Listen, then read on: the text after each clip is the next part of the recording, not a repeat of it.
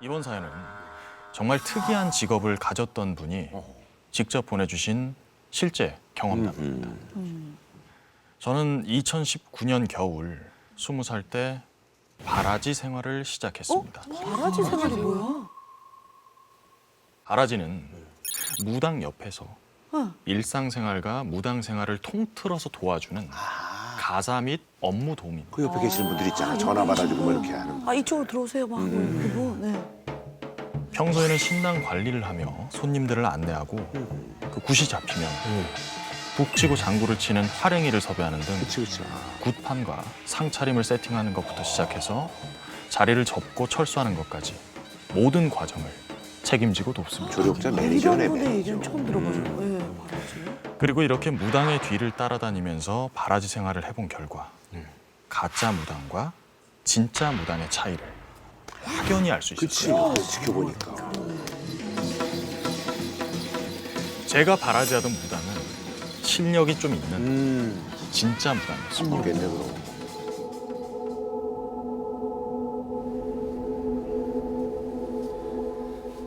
서울 강서구에서 신당을 운영하는 한 신녀님이었는데 이상하게 신력이 있음에도 그 손님이 많지가 않았어요. 야, 이거 구술해야 되나? 이렇게 손님이 없으면 신당의 수입은 당연히 그렇죠. 줄어들고 무당은 저 같은 바라지들에게 네. 돈을 줄 수가 없게 됩니다. 맞죠. 똑같네. 그럼 바라지는 결국 그 무당을 떠나게 되고 돈을 못 준 무당의 이름은 무속계에 빠르게 퍼져서 어깨 퍼지는구나. 바라지를 다시 구하기 힘들게 되죠. 제가 바라지하던 신녀님도 바로 이걸 걱정했습니다. 그럴 수 있지. 그리고 그 걱정이 이 사건의 발단이었습니다. 아, 뭔가 일어나는구만. 수입이 없어 힘들어하던 어느 날 신녀님, 대체 어디 다녀오신 거예요? 신녀님이 언가 가득 담긴 포대를 짊어지고 신당에 들어왔습니다. 그리고 무표정한 얼굴로 포대 안에 든 걸 와르르 쏟아냈는데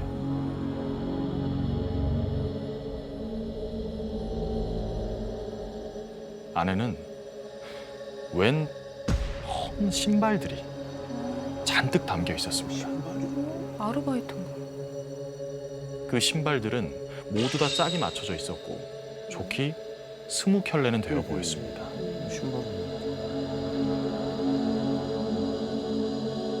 이게 웬 신발이에요?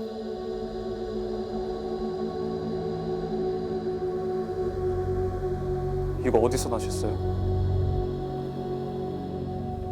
다리 밑에서. 아니 대체 이걸 왜 들고 오신 건? 신녀님?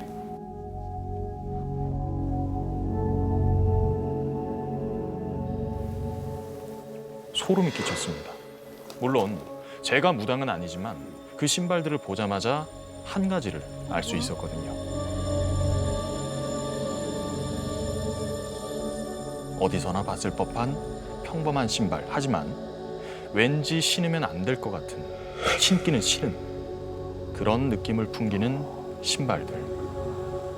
그건 모두 망자의 신발 같았어요. 다리 밑에서 주웠다는 게 저는 멀쩡하던 분이 대체 왜 그런 신발들을 가져온 건지 이해가 되지 않았고 그 쓰임새도 전혀 예상이 가지 않았습니다. 그런데 신녀님이 신발을 가져오고 2주 정도 지났을 무렵 이상한 일이 벌어졌습니다. 신당이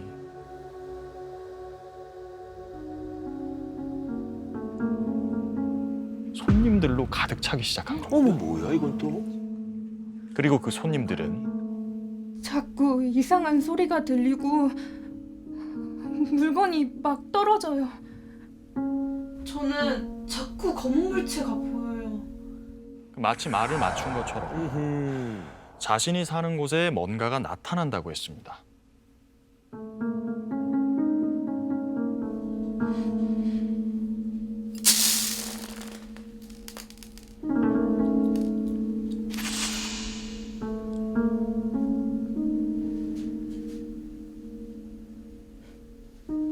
여기 발목엔 지방령이 있어.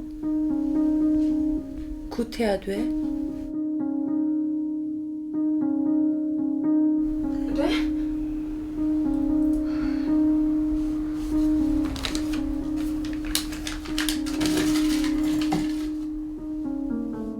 그리고 점차 시간이 지나자 신당 달력은 굿 예약으로 어휴. 가득 찼습니다. 야, 그 신발을 잘 갖고 왔네. 신발 때문일까? 지방령 굿만 20건. 근데요, 이건 정말 말도 안 되는 숫자였습니다. 왜냐하면 지방령 굿은 굿을 하는 무당의 피로도도 높고 제사상의 스케일이 워낙 크고 한 달에 한 번 잡힐까 말까 하는 큰 굿이었거든요. 인사로 말하면 큰 행사군요. 그게 제일 크구나. 그런데 더 이상한 게 있었습니다.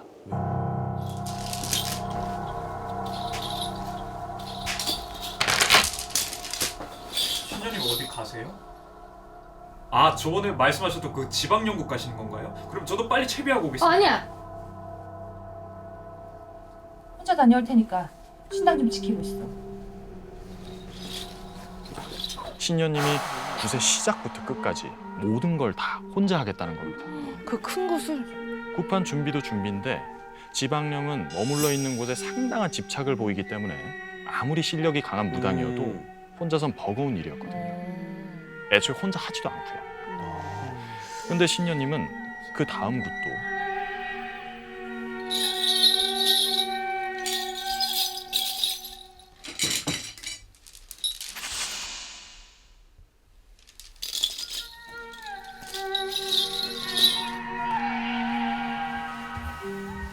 신녀님 제가 챙기. 내가 준비 다 했어. 혼자 다녀올 테니까 신당 좀 지키고 있어. 저는 점점 신녀님이 걱정됐고 대체 무슨 생각인지 궁금해졌습니다.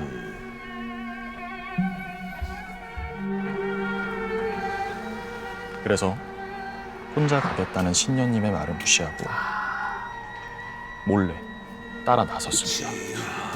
확인해야지. 기도 하고. 신당을 나선 신녀님이 곧 근처의 한 상가 건물로 들어가는 게 보였습니다. 건물 근처에 가니까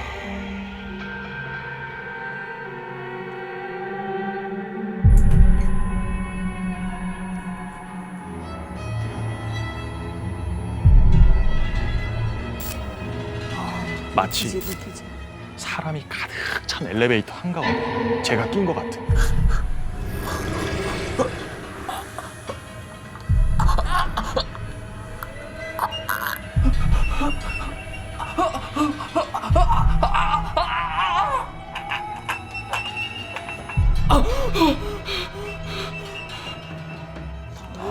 그런 느낌이 들었어요. 이거 느끼는 사람이네. 그런데 그게 뭔가 좀 달랐습니다. 저는 이전에도 지방령 굿판에 나가봤기 때문에 알 수가 있었거든요. 이거 지방령이 아닌데 의아했습니다. 신녀님이 이걸 모를 리가 없었거든요. 건물 이곳저곳을 둘러보던 신녀님은 지하까지 보고 나서야 굿을 하기 시작했습니다. 이상함을 느낀 전 아예 가까이 다가가 지켜봤습니다. 그리고 확실히 알 수 있었습니다. 이거 굿 아니다. 직접 섭외한다던 활행이도 없고 오로지 신녀님만 덩그러니 서서 대충 그 춤추는 신용만 하고 있었던 겁니다. 가까이 다가온 절 발견한 신녀님은 갑자기 흘끔흘끔 제 눈치를 보더니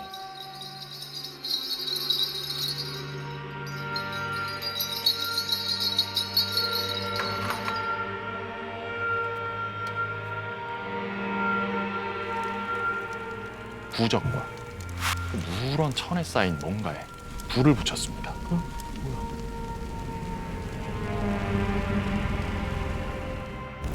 천이 타오르면서 안에 담긴 물건이 보이기 시작했어요. 그건 신발 한 켤레였어요.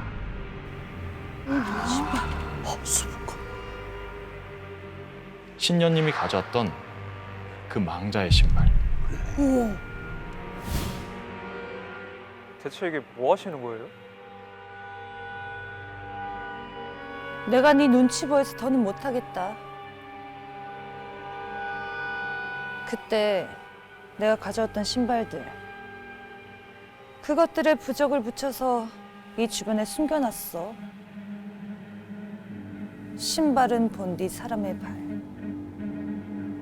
그래서 망자들을 끌어모으기 쉬운 물건이야. 왕자 끌어들인 거. 심어놨구나.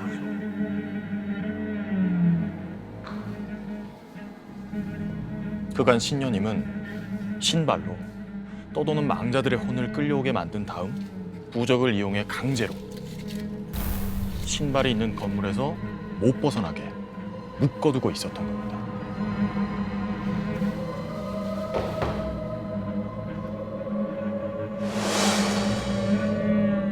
그 지방령들은 신녀님이 인위적으로 만든 지방령이었던 거죠.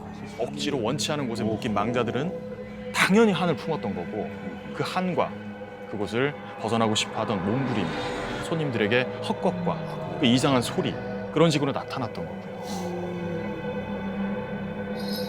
그럼 신녀님은 굿을 한답시고 흉내를 좀 내다가 몰래 숨겨둔 신발과 부적을 태워 묶어놨던 혼을 풀어주기만 하면 됐던 겁니다.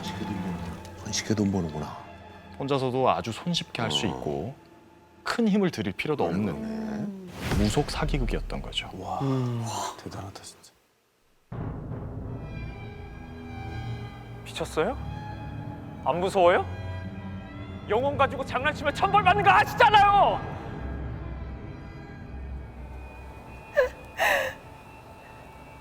난 신한테 버림받는 것보다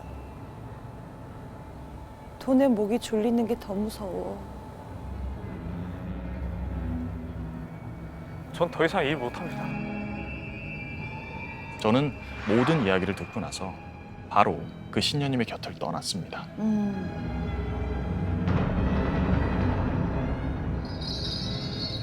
신의 뜻을 전해야 하는 무당이 신보다 돈을 우선시했기 때문에 분명 업보로 되돌아올 것이고 곁에 있는 사람 또한 이런 만행을 방관한다면 그 업보를 똑같이 맞을 것이기 때문입니다.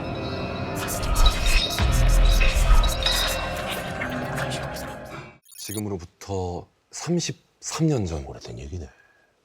경기도 포천에서 있었던 일이에요. 당시 20살이었던 재우 씨는 동네 친구인 현철 씨, 상우 씨와 함께 재수학원에 다니고 있었어요. 이 세 친구가 학원 가는 길에 꼭 들르던 곳이 있었는데요. 바로 한길가로 나가기 전에 오른쪽으로 살짝 꺾으면 나오는 골목길. 자, 이곳은 장정 둘이 서 있으면 아주 꽉 찰 정도로 좁은 데다가 좁은 곳이. 세 친구가 굳이 이곳에 들리던 이유. 뭐가 있나? 담배 한 대 피우고 가렸던 거죠. 안 보이는 데서. 세 친구가 골목에서 그 담배를 이렇게 피우고 있는데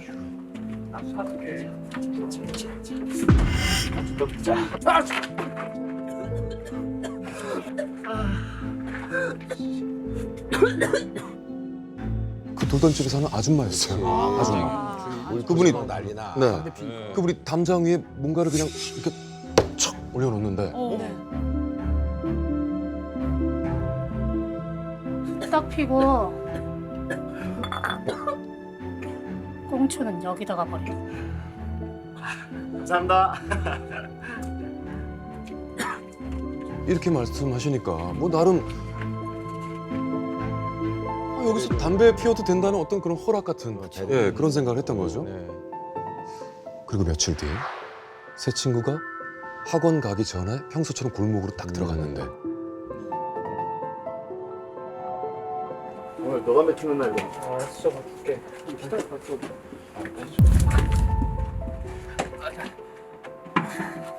안녕하세요. 그 아줌마였어요. 오.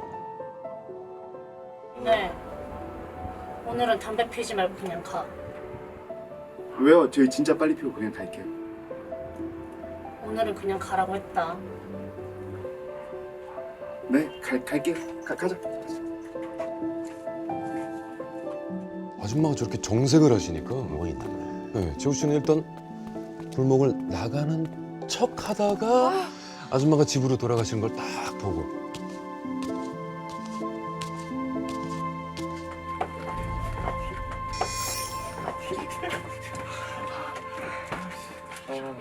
아줌마 갑자기 왜 그러신 거 같냐? 응? 급하게 담배를 피우면서 재호 씨가 두 친구에게 물어보는데 그 순간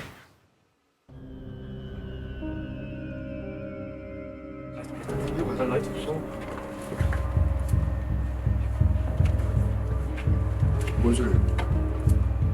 돌담 안에 그 아줌마 집에서 북소리가 들리는 거예요. 부탄 소리 아니야? 아, 진짜. 도장집 같다. 그래? 나중에 보니까 그 집 대문에 신당을 뜻하는 깃발이 딱 꽂혀 있더라고요. 뭐 점심시간에 그런 거 잘 모르겠어. 재호 씨는 그땐 그냥 그러려니 했대요. 그런데 다음 날 밤 현철 씨네 어머니한테 갑자기 전화가 딱 온 거예요. 다짜고짜 너네 어제 뭐 잘못 먹었니? 현철이가 이상해. 왜? 그러시길래 왜 그러시냐고 물어보니까 어머니가 기이한 이야기를 하시더라고요. 뭐예요? 그날 현철 씨가 저녁까지 밖으로 나오지 않길래 어머니가 걱정이 딱 돼가지고 방에 딱 들어가 봤대요. 아들 그런데? 괜찮아? 자는 줄 알았던 현철 씨가 침대에 고개를 이렇게 푹 숙이고 앉아 있는 거예요. 네. 근데 아들 괜찮아?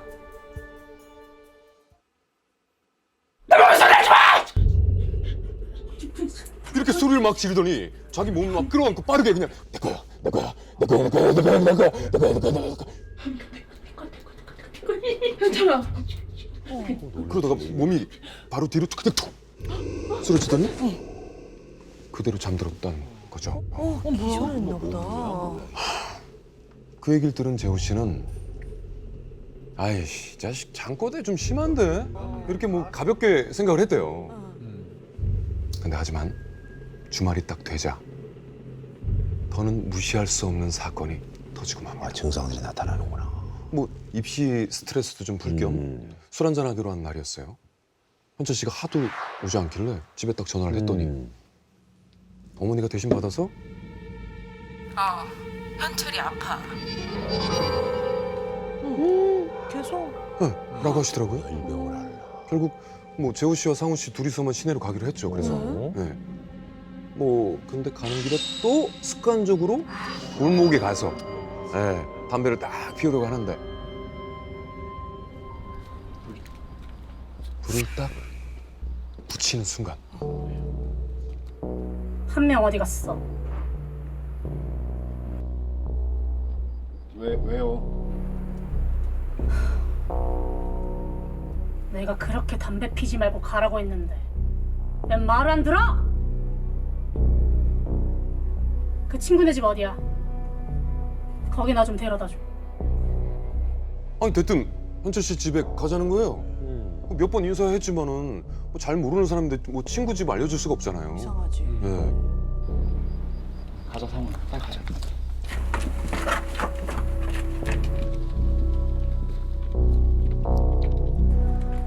네 친구 더 늦으면 못 꺼내. 가자. 못 꺼내? 재호 씨는 뭐 처음에 좀 뭔 소리야 하고선 그냥 지나치려고 했는데 그분이 누굽니까? 무당. 그렇죠. 무당이 그런 소리 하니까 그치. 괜히 찝찝한 거예요. 괜히. 맞아. 무서워. 상우 씨도 신경 쓰였는지 야 현철이 괜찮은지 보러 갈까? 어? 이런 대화를 하는 거죠. 그래서 두 사람 결국 현철 씨네 집에 가보기로 합니다.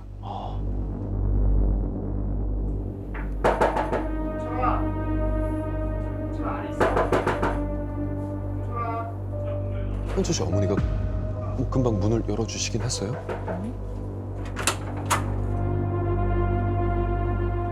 어머니 왜 이러세요?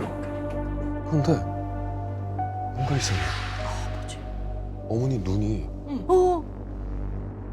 뭐야? 겁해지는 거예요. 그치. 아주 겁해지는 이상한가 보네. 막 다리를 막 벌벌벌 떨고 무슨 일이 이상하죠. 있어. 하지만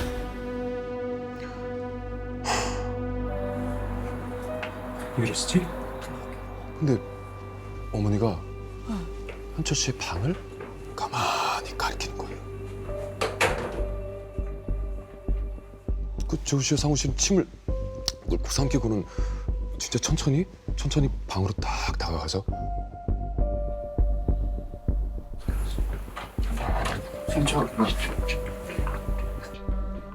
어둑어둑한 방 한가운데 현철 씨가 침대 위에 서서 네, 이렇게 서서 이렇게 내려다보고 있는 거예요. 풀렸구나 뭔가에. 무표정으로 재우 씨를 이렇게 딱 가리키더니 진짜 괜찮아 보였는데. 괜찮아. 지금 내려가면 되지.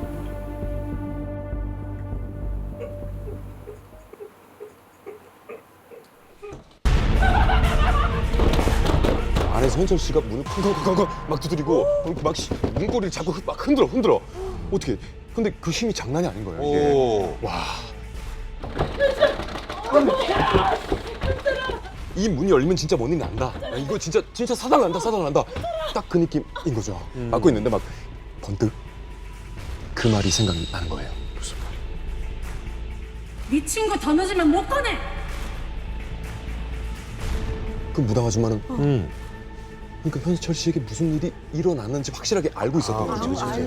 그러니까 빨리 문을 막고 있던 재우 되겠네. 씨가 어머니 저 누구 좀 불러올게요. 진짜 금방 갔다 올게요. 좀만 기다리세요. 야 너 어디 가? 하면서 서둘러 집 밖으로 뛰쳐나왔어요. 부당한테 가나 보다. 그렇게 집 밖을 나와서 진짜 정신없이 막 달리는데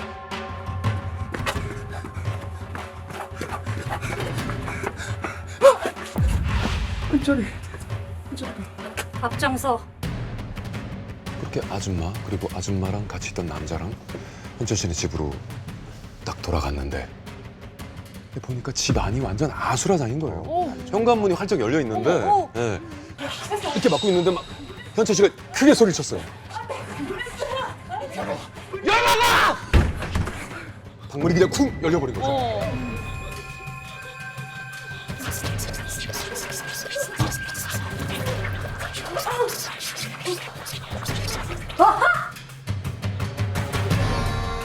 이것이 어디서 남 인생 망치려들어!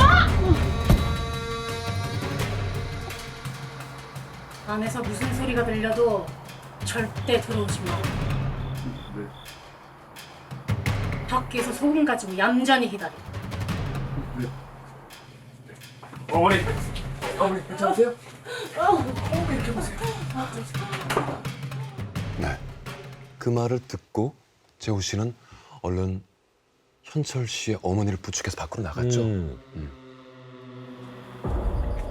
어머니는 거의 제정신이 아니었어요. 상우 씨가 집 주변에 소금을 이렇게 뿌리는 동안 재우 씨는 어머니를 진정시키면서 지금까지 있었던 일들을 말씀드렸죠. 네. 그런 동안 집에서 뭐 붕붕붕붕 북소리 뭐 다당당 꽹과리 소리 호통 소리 하지 마! 뭐 이러니까 불러가 뭐 이런 그런 게 계속 들렸어요. 그런데 정말 소름 끼쳤던 게요. 집 안에는 분명히 아줌마랑 같이 온 아저씨 그리고 현철 씨만 쟤도 있을 있었지. 거잖아요.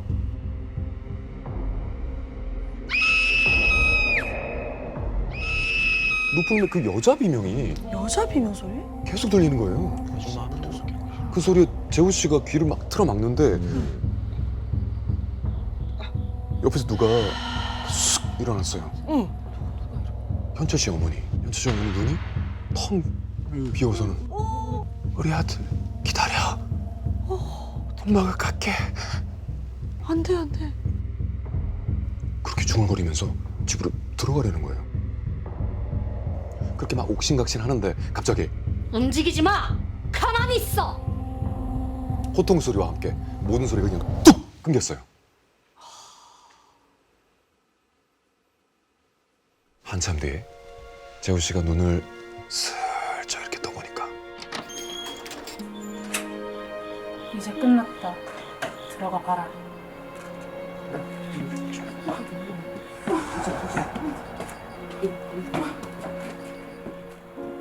그 말에 방 안으로 딱 달려가 보니까 현철 씨가 말끔한 얼굴로 이러더라고요. 너 여기서 뭐하냐? 긴장이 풀린 어머니는 뭐 그 자리에 주저앉아가지고 펑펑 우셨고. 재호 씨와 상우 씨는 아줌마에게 진짜 감사합니다. 정말 감사합니다. 이렇게 계속 인사를 했죠. 근데 현철 씨한테 대체 무슨 일이 있었던 건지 궁금하잖아요. 네, 갑자기 이거 진짜 도대체. 응. 그래서 저 혹시 현철이한테 귀신 붙었던 거예요? 아줌마가 얘기를 듣고 재호 씨를 가만히 보더니 그러셨어요. 너네한테 담배 피우지 말고 가라고 한 날 내가 좀 어려운 구판을 준비하고 있었어. 그날 아줌마는 교통사고로 일찍 세상을 뜬 여대생이 자꾸 남동생을 괴롭힌다는 사연을 딱 듣고 구술 준비하고 있었던 거예요. 근데 여대생의 원한이 너무 깊어가지고 안 그래도 아줌마 신경이 막 곤두서 있었는데 돌담 밖에서 재호 씨 일행이 왔다 갔다 하면서 거기에 신경이 쓰여가지고 잠시 정신이 흐트러지셨대요. 그 틈을 타서 도망친 원기가 하필 무당집 돌담에 딱 기대있던 현철 씨 몸에 딱 들어갔던 거죠. 이 이야기를 들은 현철 씨는 생각보다 좀 뭐 담담한 얼굴로 이렇게 말했다고 합니다. 어쩐지. 왜? 뭔 소리야? 그날 현철 씨는 담배 피우고 나오면서 어깨가 아팠고 밤중에는 아예 가위에 눌렸었던 거예요. 진짜 꼼짝도 하지 못한 채 끙끙 앓는 현철 씨에게 어느 순간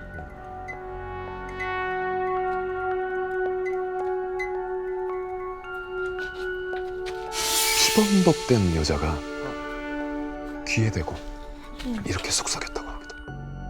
나는 아직 가기 싫어. 네가 대신 가.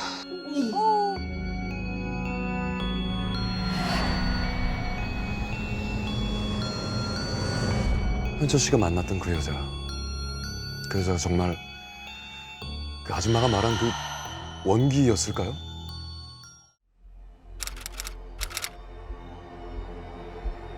(2004년 7월) 나는 평생 잊지 못할 끔찍한 일을 겪었다. 한 달이 지났지만 아직도 그 공포에서 벗어나지 못하고 있다. 그래, 저 소리, 저 하이 소리가 시작이었어.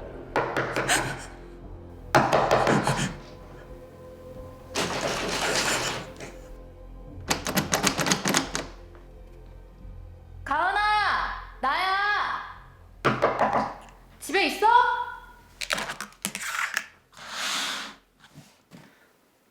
멀리까지 가서 사온 거야. 조금이라도 먹어봐. 알았으니까 한 입만. 자. 아이 진짜 어쩌려고 이래. 계속 그 소리가 들리는 것 같아. 그게 매일 날 찾아오는 것 같다고. 안 되겠다. 이러다가 사람 잡겠어. 야, 일어나. 아 빨리.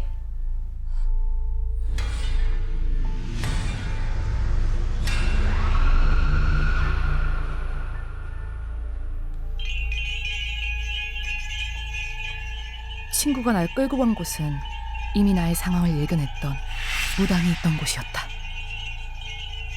선생님, 제 친구 좀 봐주세요. 애가 많이 아파요.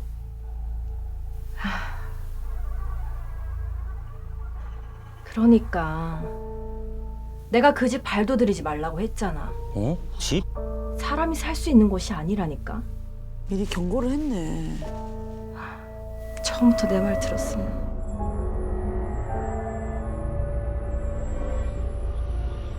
4개월 전 이곳에 오면서부터 모든 사건은 시작됐다.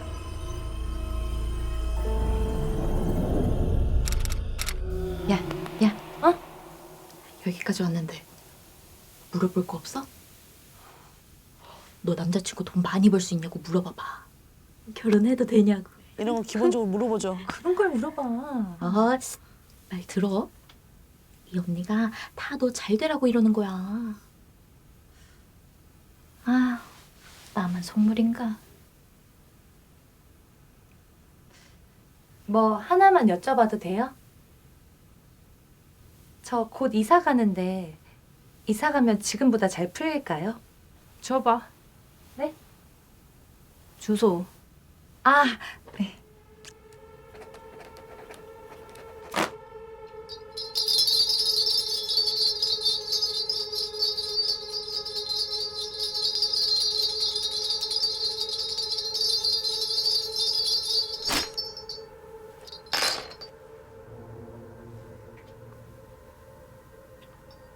안 돼.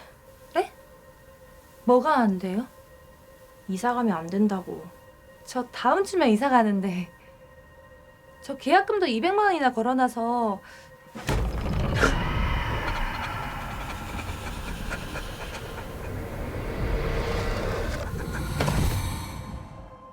안 된다니까! 거긴 네가 설 수 있는 터가 아니야! 밤에 되면 영혼을 장난감은 그림자가 모여들고 그 그림자가 집안까지 들이고 그때 못 막아. 와, 이분 진짜 무서워. 아이. 검은 그림자가 찾아온다고? 여기 사람이 죽어나가는 집이야. 짜잔! 사람이 죽어나가는 집이라니. 찝찝한 마음이 들긴 했지만 계약금도 걸어놓은 터라 이사는 쉽게 물을 수가 없었다. 200만 원 때문에. 아, 그래도. 하지만 그땐 몰랐다.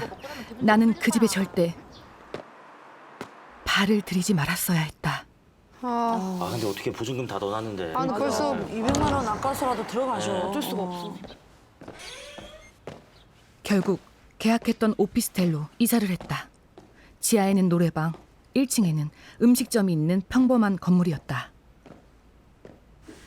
그런데 이삿날 당일. 뭐 냄새 나나?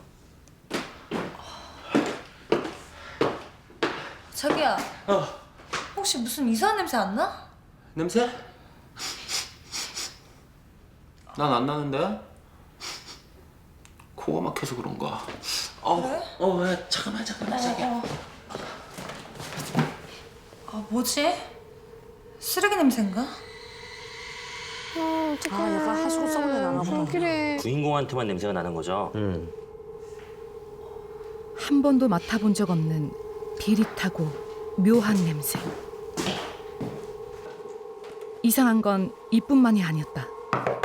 이사를 한 바로 그날 초대하지 않은 손님이 찾아왔다. 아가씨! 문 좀 열어봐. 누구세요? 내가 아가씨 걱정이 돼서 왔어. 간단하게 향만 피우고 얼른 갈게. 내가 뭐라도 해야 할 것 같아서 그래. 도와주러 왔네, 도와주러. 아니 얼마나 안 좋은 집이길래.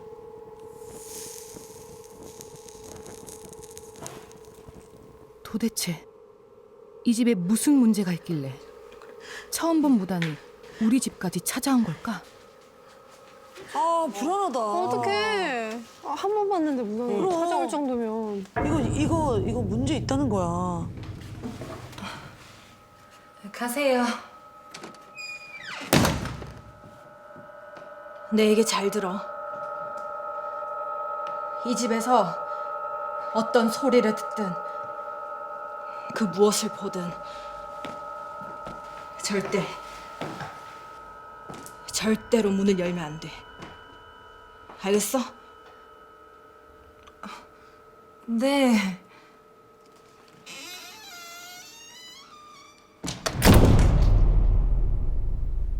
그날 밤 무당이 남긴 말 때문에 나는 쉽사리 잠들 수가 없었다.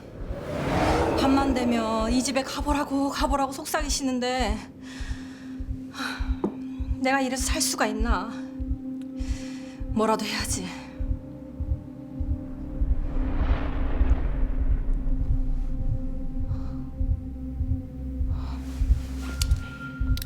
이거 혼자 살면 이거 진짜 밤새도록 이거 생각나거든요. 못 자. 새벽 2시쯤 이제 막 잠이 들려는 그 순간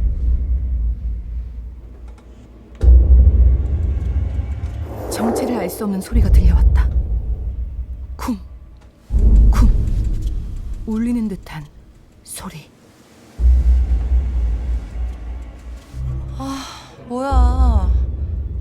노래방 소리가 여기까지 들리나?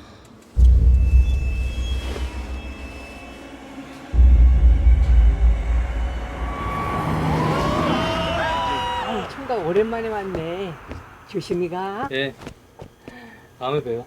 잠깐만, 근데 1층이 아니잖아. 안녕하세요. 아 진짜 짜증난다. 처음 보는 얼굴이네. 이사 왔나 봐. 네. 어디로 이사 왔어? 여기 앞에 오피스텔이요. 노래방 건물이요. 저 총각처럼 이 아가씨도 저 건물에 이사 왔나 봐. 또 뭔 말을 하려고. 가만 있어봐. 혹시 아가씨 거기서 뭐 이상한 거 본 거 없어? 이상한 거요? 동네에서 유명한 집이다. 또 시작이야. 아유 아가씨 아니에요. 신경 쓸 거 없어. 왜? 거기 지하에 노래방 하나 있잖아. 네. 거기서 뭐가 막 보이고 그런다 그러던데. 노래방에서요? 밤에는 그 건물에서 뭐 이상한 소리도 들린대. 나 진짜인 줄 알았지. 어이구 퍽이나. 제발 이상한 소문 좀 내지 말어. 아가씨 5,000원이에요. 네. 저 가볼게요. 안녕히 계세요. 이런 얘기 들으면 안 보일 것도 보여. 거기 노래방 사장이 2명이나 심장마비로 세상을 떴는데 그냥 소문인지 진짜 뭐가 있는지 아무도 모르는 일이니까. 안 그래? 아니, 그 소리가 그럼 진짜 노래방에서 난 건가? 그럴 수도 있겠네요. 근데 노래방 소리가 아닌 다른 무언가의 소리. 쿵쿵 될 수도 있죠. 그림자는 뭔지 궁금하고요.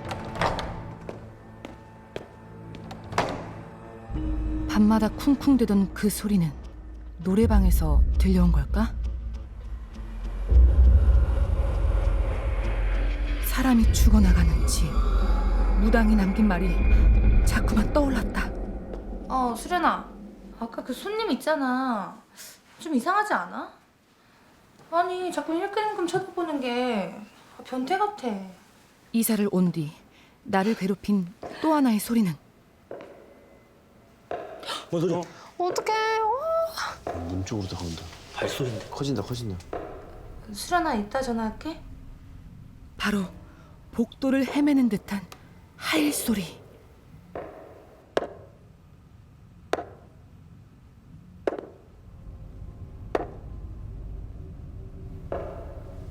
무슨 용기가 난 건지 이 소리의 실체를 갑자기 확인하고 싶었다.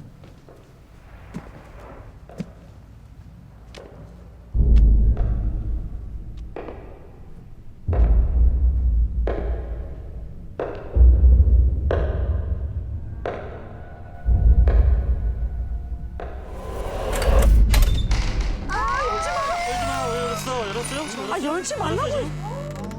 닫아 빨리. 하나 하지 말라 했는데. 어떡해. 아무도 없는 복도. 그런데 센서 등이 켜지더니 바로 그때 집 안으로 바람이 훅 끼쳐 들어오는 것처럼 서늘한 한기가 나를 스쳐갔다. 들어왔다. 들어왔네. 진짜. 문 열지 말라니까. 그 이후부터 뭔가 이상했다. 차가운 공기가 가득 차 있는 것처럼 느껴졌고 누군가 나를 지켜보고 있는 기분이 들었다.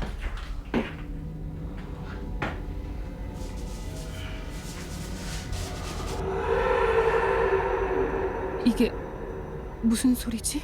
아, 미치겠다.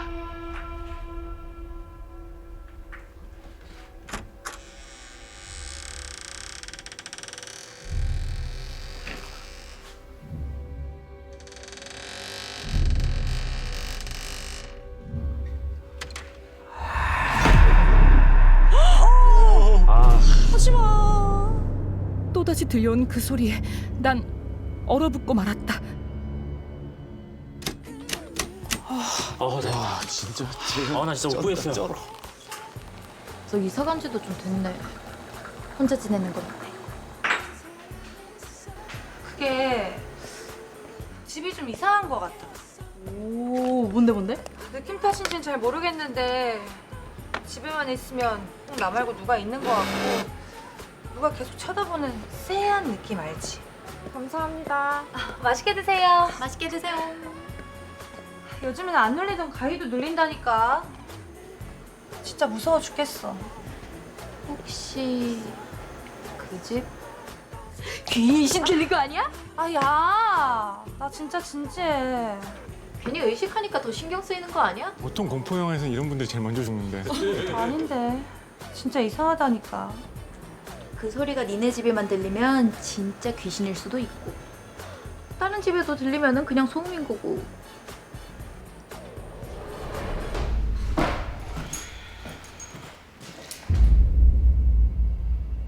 주변 이웃들한테도 슬쩍 한번 물어봐. 진짜 노래방 소음이면 같이 항의해 줄 수도 있잖아.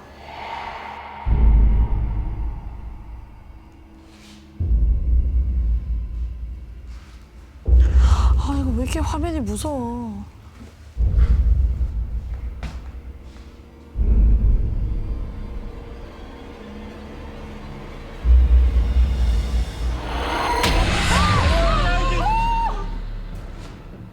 와, 나 방금 리얼 반응 나왔어요. 어떻게 너무. 우와, 불 켜지고 대박이다. 우와, 본 거잖아. 다가온 것 같아.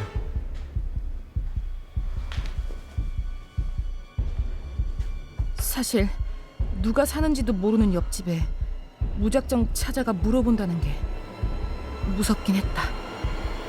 와, 야, 이거 어떤 공포 영화보다도 무섭다.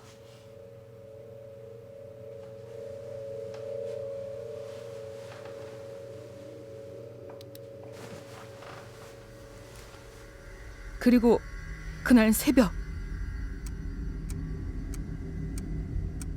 나는 공포의 실체를 눈앞에 마주하게 된다.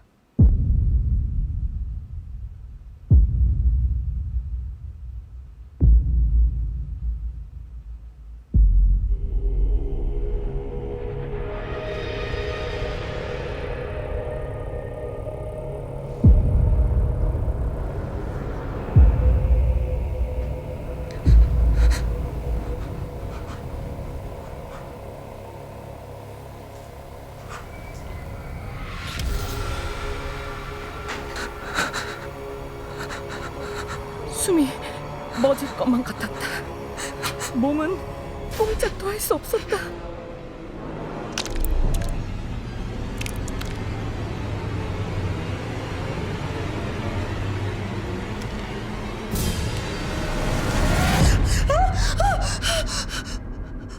끔찍한 악몽, 그리고 그 악몽과 이어지는 듯한 의문의 소리. 나를 괴롭히던 그 소리는 옆집 벽을 타고 들려오고 있었다. 아 노래방 지하 1층인데 소리가 옆집에서 들린다고? 아까 그 불 켜졌던 집? 소리가 패턴이 있는데?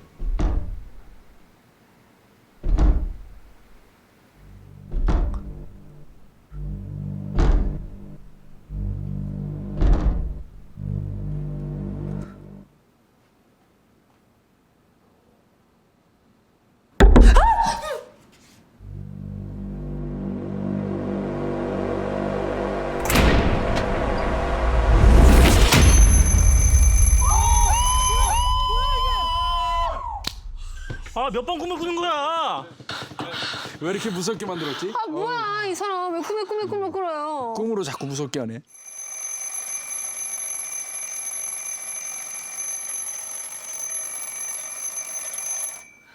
야, 빨리 이사 가자. 이거 이대로는 안 되겠다. 언니 여기서 못 산다. 근데 끔찍하다 꿈이.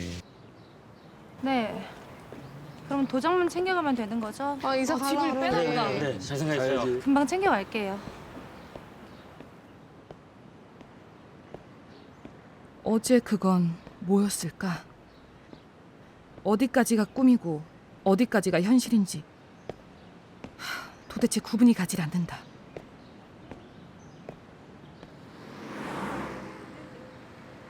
날 괴롭히던 소리의 정체를 그날 알게 됐다. 노래방! 노래방! 여기 사람들 못 들어오게 인원 통제 잘 하고. 뭐야? 무슨 일이냐 이게. 그 옆집! 옆집이야. 지하 노래방이 아니었다. 이 소동의 근원지는 저 무슨 일이세요? 옆집이었다. 저 여기 사는 사람인데요. 근데 무슨 일 있어요? 박 형사. 뭐해? 이쪽으로 좀 와봐. 예. 들어가세요. 아니 들어가세요. 예.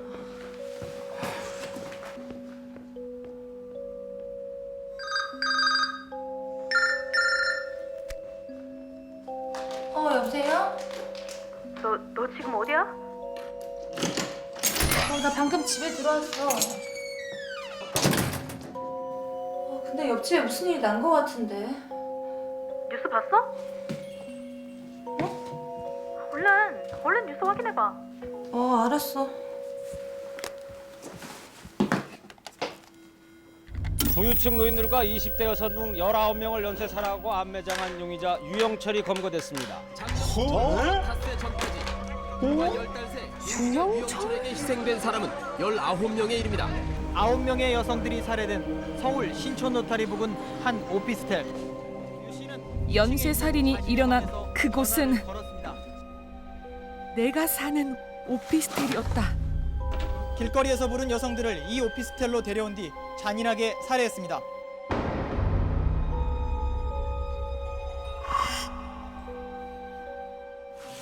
유 씨는 자신의 방 욕실에서 살해한 여성들을 토막냈습니다. 그제야 머릿속에 뒤엉켜 있던 모든 의문들이 풀리기 시작했다. 바로 내 옆집에는 연쇄살인마가 살고 있었던 것이다. 그 무엇을 보든 절대로 문을 열면 안 돼. 저 총각처럼 이 아가씨도 저 건물에 이사 왔나 봐.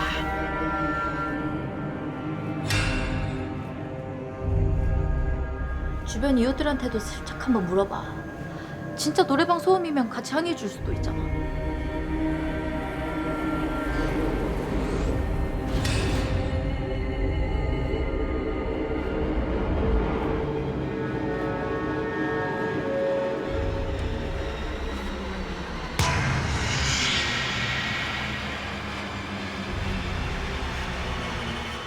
충청북도 청주에서 양현정 씨가 보내주셨는데요.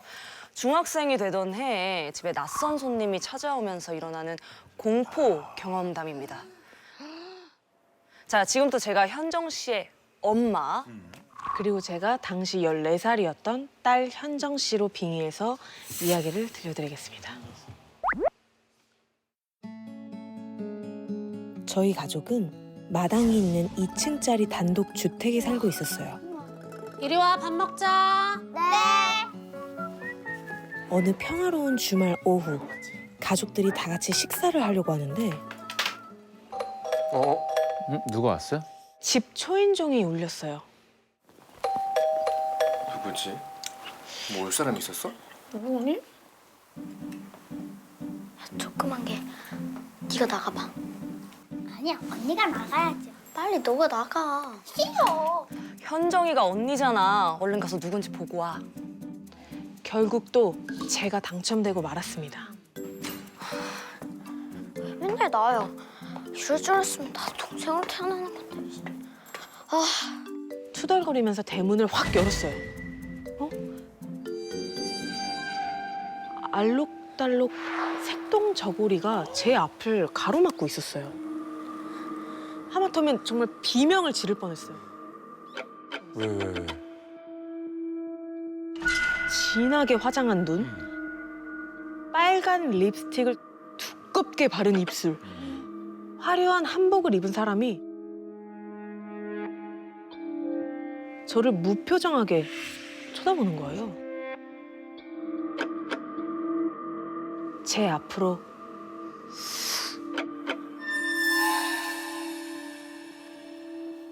떡을 내밀더니 옆집에서 왔습니다. 저는 쭈뼛쭈뼛 떡을 받아들고 곧바로 뛰어갔어요. 엄마, 있잖아. 어떤 아저씨가 방금 본 모습을 정말 숨도 안 쉬고 다다다다닥 쏟아내자. 아, 박수무당인가 보네. 동네 박수무당. 이사 왔다고 떡도 주고 싹싹하다면서 부모님은 별일 아닌데 말씀을 하셨어요. 그렇지, 뭐 무당이 이웃이 될 수도 있죠.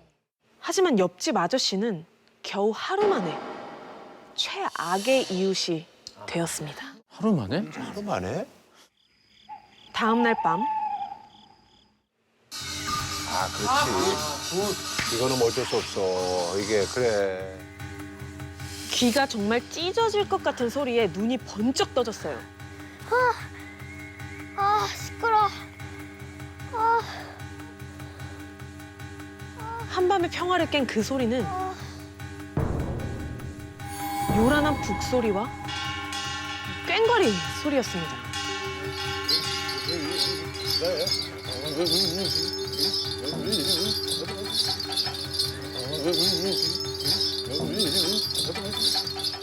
굿하는 거.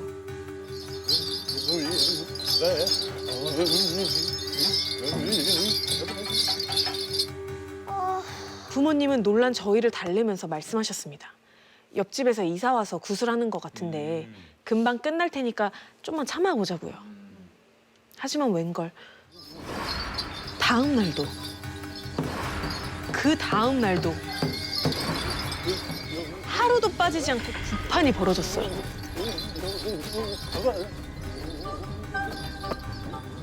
하루 종일 귀가 먹먹해서 너무 괴로웠어요. 좋은 시위 아니에요? 어느덧 5일째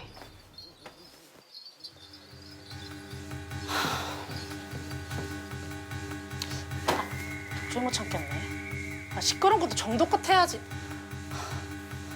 이렇게 못 살아. 엄마가 씩씩대면서 옆집으로 달려갔어요.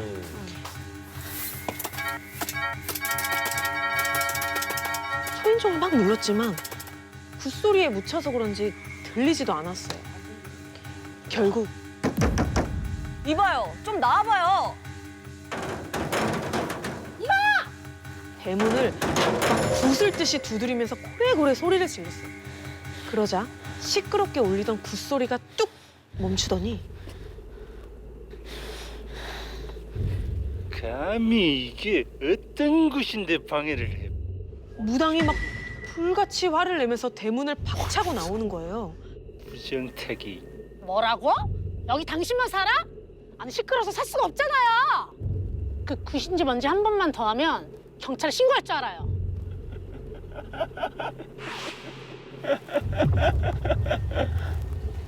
여기가 어디라고 주둥이를 함부로 놀려?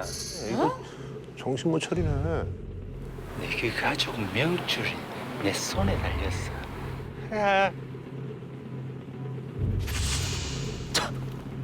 정말 처음 듣는 협박에 심장이 막 쿵쾅쿵쾅 뛰었어요. 저주자, 저주.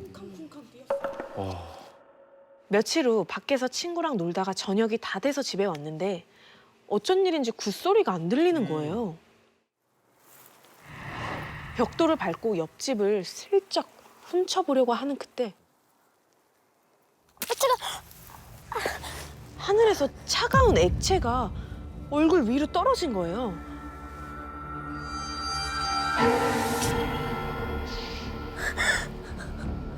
그리고 온몸 극급 여울량 잡아, 온몸 극급 여울량 잡아. 옆집 무당이 주문을 외우는 소리가 들렸습니다.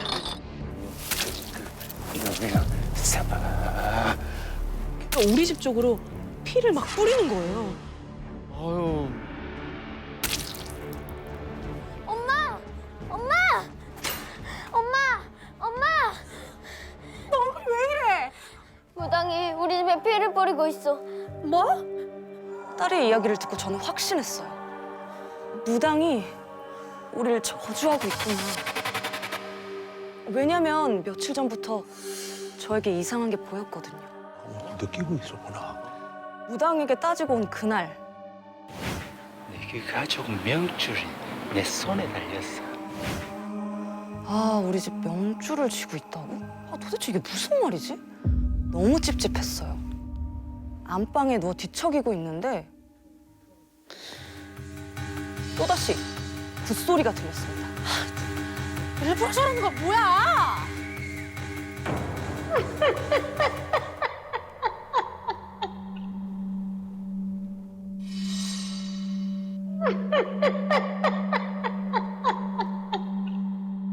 마당 한편에 심어진 대나무 사이로 시커먼 형체가 보였어요. 그것은 넘어올 듯 말 듯 기어다니고 있었습니다. 그리고 우리 집 벽을 타고 내려오는 거예요. 오지 마! 오지 마! 그 순간 스르르 그 형체가 사라졌어요. 그것은 매일 밤 굿소리가 들릴 때마다 저를 찾아왔습니다. 결국 저는 몸져 눕고 말았습니다. 아이고, 안 됐다. 엄마, 괜찮아? 아프지 마. 밥 먹자. 네. 저 무당이 또? 무당이 또 굿판을 연 거예요. 그것도 우리 집 담벼락 바로 앞에서요.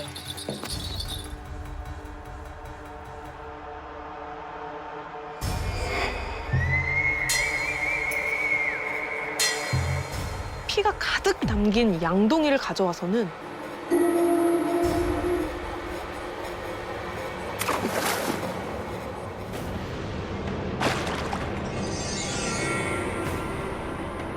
시뻘겋게 피를 뒤집어 쓰고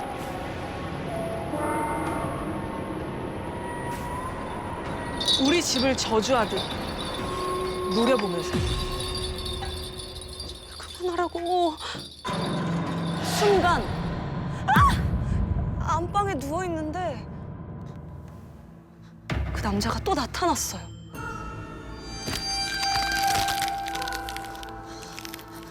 그런데 오늘은 달랐어요. 순식간에 담벼락을 내려와서 안방 창문을 뚫고 안으로 들어오고 말았어요. 그때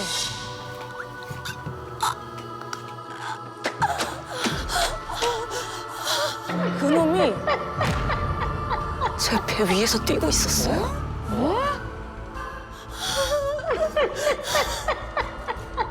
양손을 위로 흔들면서 마치 무당이 구슬하는 것처럼. 그런데 남자의 두 발이 보이지 않는 거예요. 와, 발 없어. 귀신이야. 뜯긴 듯 핏줄과 살이 뒤엉켜 너덜거리고 있었어요.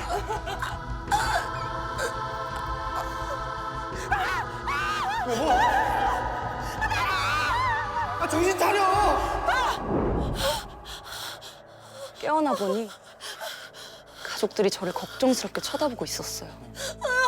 여보, 나 이 집에서 더 이상 못 살겠어. 제발 이사 가자. 저놈의 무당 새끼. 내가 가만 안 둬. 그리고 무당과 단판을 짓겠다며 뛰쳐나갔습니다. 문을 여는데 무당이 제 발로 찾아온 거예요. 오, 너무 무서워. 어디 갔어, 발 없는 놈? 쟤 우리 집에 무슨 짓을 한 거야? 옆집 사람들 여러 죽어 나갔지. 발 없는 귀신이 잡아먹은 거야.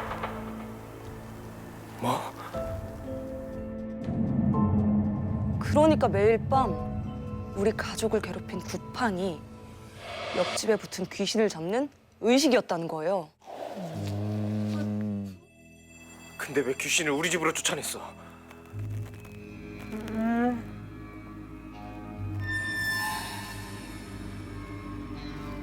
책을 타고 넘어왔네. 그가 가리킨 곳에는 우리 집 대나무가 있었습니다. 대나무에는 귀신을 부르는 힘이 있는데 우리 집 대나무 뿌리가 옆집까지 다 있더라고요.